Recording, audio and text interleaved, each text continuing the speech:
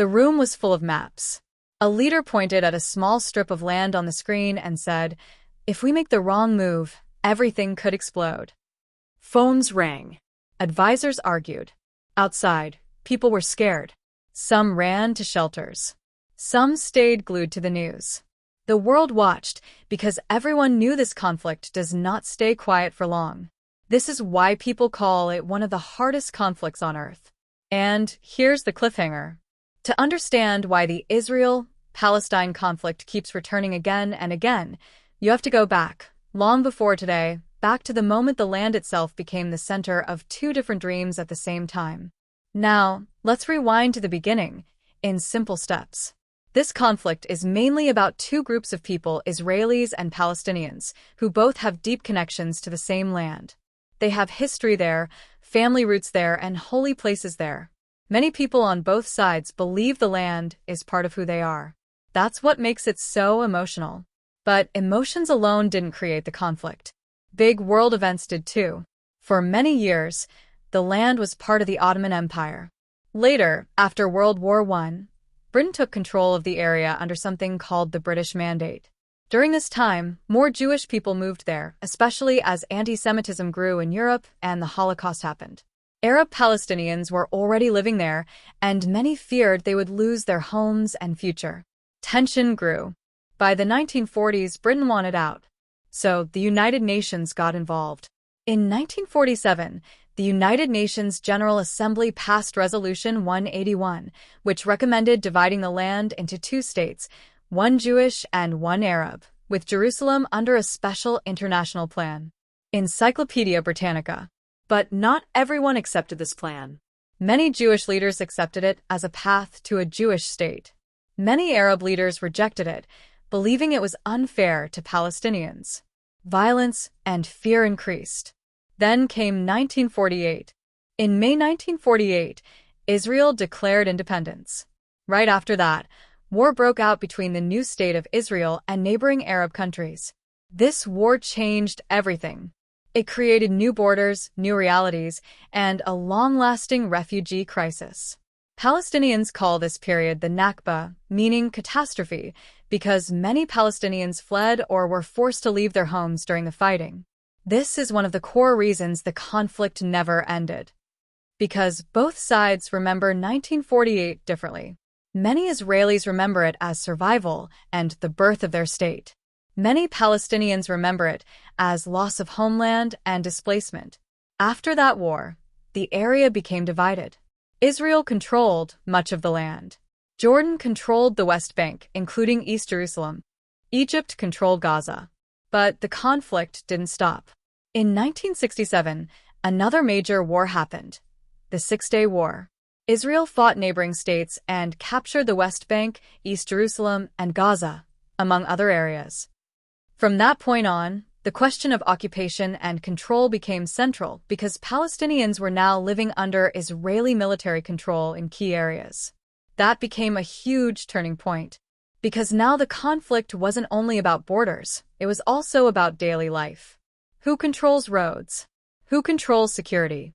Who controls building and movement? Who has full rights and citizenship? Who does not? Over time, more major events happened that kept the conflict burning. Palestinian uprisings, called intifadas, terror attacks and military responses, peace talks that rose and collapsed, expansion of Israeli settlements in the West Bank, a major international dispute, political division among Palestinians, especially between groups that govern in the West Bank and Gaza. In the early 1990s, something big changed. Israel and the Palestine Liberation Organization, PLO, began a peace process known as the Oslo Accords. In 1993, they signed the Declaration of Principles, which aimed for Palestinian self-government in parts of the West Bank and Gaza and a step-by-step path toward a final agreement. United Nations. For a moment, many people felt hopeful. But the hardest questions were still not solved. Should there be one state or two states? Where should the borders be? What happens to Israeli settlements? What happens to Palestinian refugees and their right of return? What is the status of Jerusalem, a city holy to Judaism, Islam, and Christianity? When these questions stayed unanswered, trust broke down. And when trust breaks in a conflict like this, fear grows. People begin to believe the other side will never stop. That fear feeds cycles. An attack happens. People demand protection and revenge. Another attack happens. Leaders harden their positions. And the conflict becomes louder. Here's the part most people miss. This conflict isn't just one problem.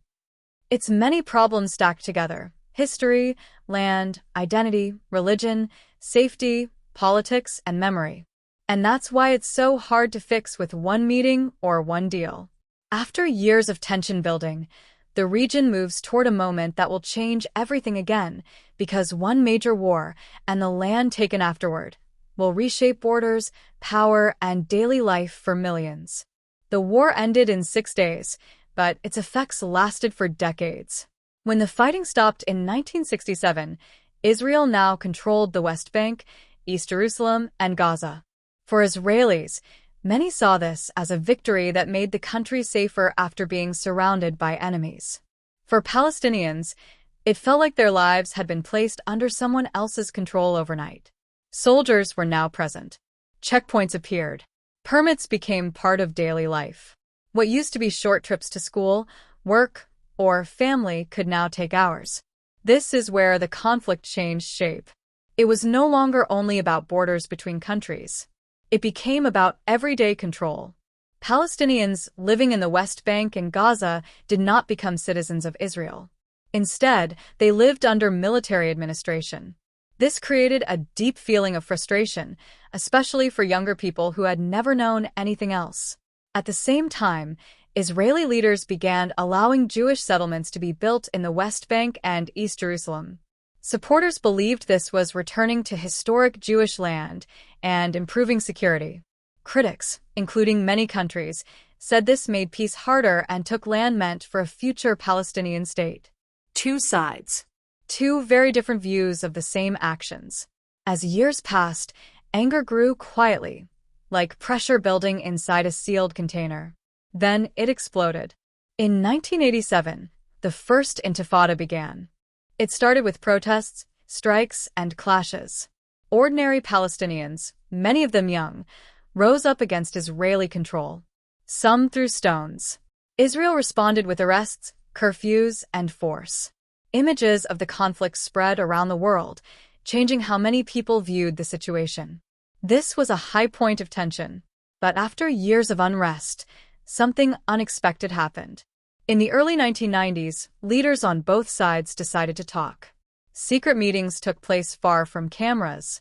In 1993, Israeli Prime Minister Yitzhak Rabin and Palestinian leader Yasser Arafat stood together and shook hands at the White House.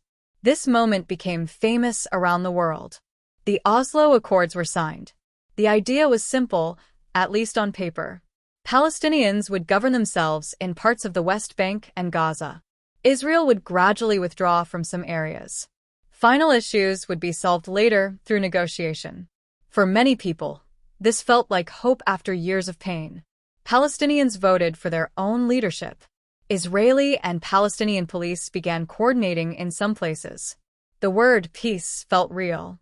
But peace is fragile when fear still lives underneath. Extremists on both sides opposed the process. Some believed compromise was betrayal. Attacks continued. Trust weakened. Then came a shocking moment. In 1995, Yitzhak Rabin was assassinated by an Israeli extremist who opposed the peace process. The killing stunned Israel and the world. The message was clear: not everyone wanted peace. After that, momentum slowed. Settlement expansion continued. Palestinian frustration grew again. Negotiations stalled over the hardest issues: Jerusalem, refugees, borders, and security. By the year 2000, hope collapsed. The Second Intifada began, and this one was far more violent. Suicide bombings, shootings, and heavy military responses became common. Israeli civilians were killed. Palestinian civilians were killed. Fear ruled daily life on both sides. Israel built a large security barrier, saying it was necessary to stop attacks. Palestinians said it cut through their land and limited freedom. The cycle hardened. Then Gaza changed everything again. In 2005, Israel withdrew its soldiers and settlers from Gaza. Many hoped this would reduce tension. Instead, Gaza soon came under the control of Hamas, a group the United States and Israel consider a terrorist organization. Israel and Egypt imposed strict controls on Gaza, saying it was for security. Life inside Gaza became extremely difficult. Rockets were fired into Israel. Israel responded with military operations. Civilians suffered. Each round made the next one worse. By this point, many people on both sides felt exhausted and hopeless. Israelis feared attacks and believed strong security was the only answer. Palestinians felt trapped and believed the world had forgotten them. And yet, despite all this, both sides still had people who wanted peace. Parents who just wanted their children safe. Families who wanted normal lives. Young people who wanted a future without checkpoints or sirens. But leadership remained divided, and trust was almost gone. A single spark, one attack, one military response, one political decision, can still pull the entire region back into intense violence, drawing global attention and fear once again. The spark comes again. A sudden attack. A fast response. Sirens. Airstrikes. Rockets. Families running for safety. News alerts flashing across phones in the United States and around the world. Once more, the Israel-Palestine conflict is everywhere. But this time, many people ask the same question. Why does this keep happening? To understand that, we have to look at what still has no answer. At the center of the conflict are a few hard problems that never went away. The first is land. Both Israelis and Palestinians believe the same land is their home.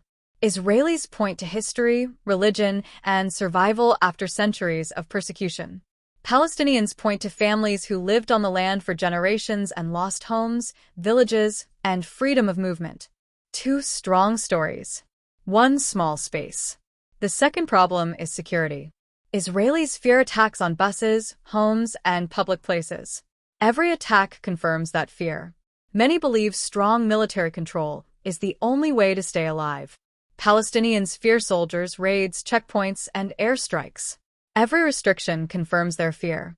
Many believe resistance is the only way to be heard. Fear feeds fear. The third problem is leadership. Israel is divided inside.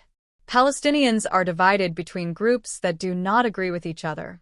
Some leaders talk about peace. Others talk about strength and revenge.